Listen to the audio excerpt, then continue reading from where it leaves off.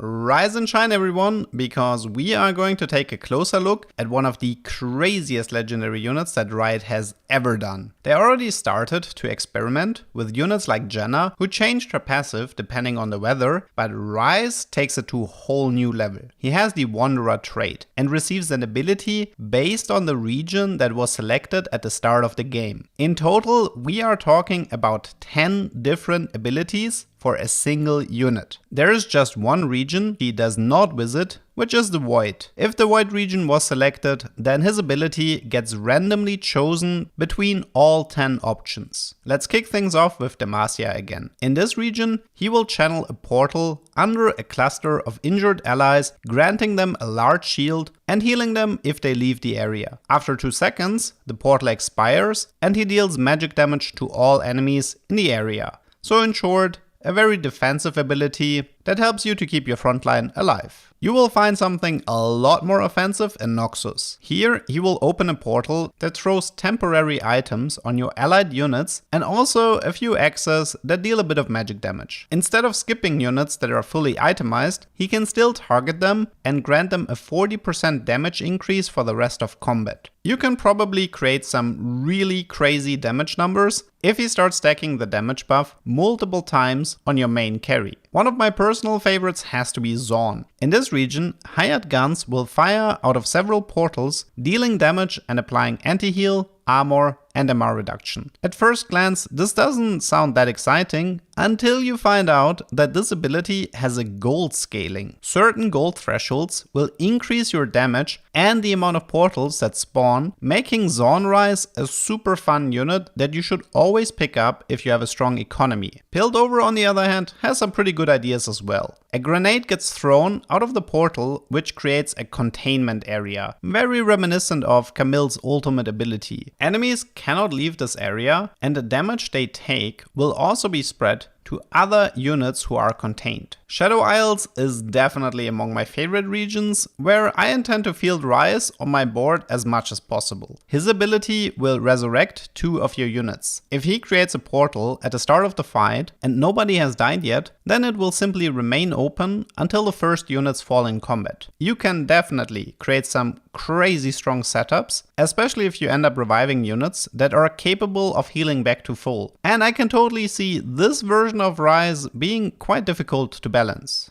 Targon, on the other hand, might have one of the most visually impressive ultimates. He will pick up his current target, throw it into a nearby cluster and deal damage based on that unit's maximum HP, while also knocking up enemies who are hit in the center. I can definitely see this creating some crazy moments where Ryze picks up a super stacked Bruiser Cho'Gath or even a Rift Herald. So if you're playing against Targon Ryze, then you should probably make sure that you place some filler units in front of your tank. Shurima is a pretty weird region for Ryze. He summons a tornado that deals very low damage, but it can knock up everyone that gets hit, and it also has a chance to farm loot similar to Urgot from set 8. Currently, I'm not sure if upgrading Ryze to 2-star will increase the chance for items, but I guess it kinda makes sense if it works like this. But I will have to test this a little bit more once set 9 comes online. Bandle City will likely be one of the most popular versions for Ryze, because in this region he is pretty much the same as Thresh from set 3. He can pull units from your bench to the board, while also granting them mana for an earlier spell cast. I don't think you can do anything wrong here, and you should always include him for this very powerful effect. I think it's safe to say this will be the first version of Ryze that will get nerfed. I'm not sure where I'm standing with Ionia Ryze. He seems kind of weird,